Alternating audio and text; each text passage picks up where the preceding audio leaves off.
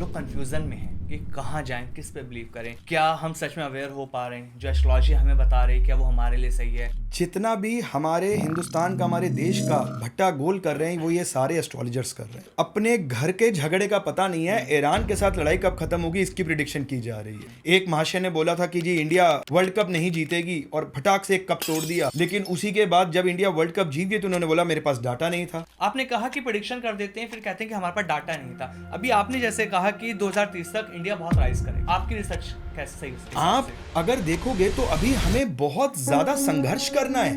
अच्छा। हम आज भी टेक्नोलॉजी, एजुकेशन, इसके माध्यम में कहीं पीछे हैं।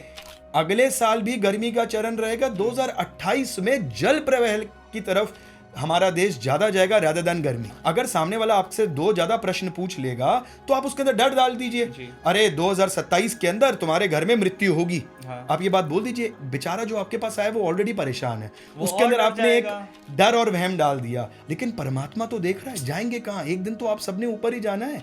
यूं तो हम इस संस्कृति से हैं जहां पर हम नदियों को अपनी माँ का स्वरूप देते हैं, और सबसे ज्यादा पोल्यूशन भी हम ही नदियों के अंदर फैला रहे हैं। तो यहाँ पर ना एक और नया धंधा चल रहा है।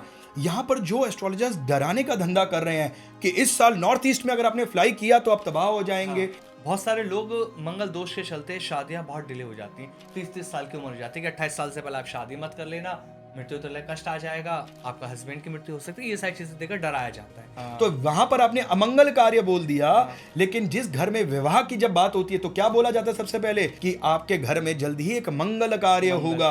लेकिन मंगल दोष के नाम पे डरा अगर मंगल, शनि, राहु और केतु से ना डराया जाए मेरे दोस्त, तो इनकी जेबें कैसे भरेंगी, इनके बैंक बैलेंस कैसे भरेंगे? हाथ पकड़ के इंसान की एनर्जी समझाती थी हैं। ऐसी एक माशा टीवी में भी आई थी एक एक्टर के साथ। जब हम कुंडली मिलान करते हैं, लड़के वाले भी लड़की वाली दोनों पूरी शिद्दत से लग जाते हैं कि अच्छे ज्योतिष के पास जाते हैं, कुंडली मिलान करवाते हैं, लेकिन हम देखते हैं सब कुछ बेहतर होता है, गुण भी मिल जाते हैं, फिर भी डाइवोर्स हो जाते हैं, शादियां टूट जाती हैं। तो ग्रह इंडिकेशन देते हैं कि आपके साथ एक्सीडेंट हो सकता है या आपकी मृत्यु एक्सीडेंट से होगी।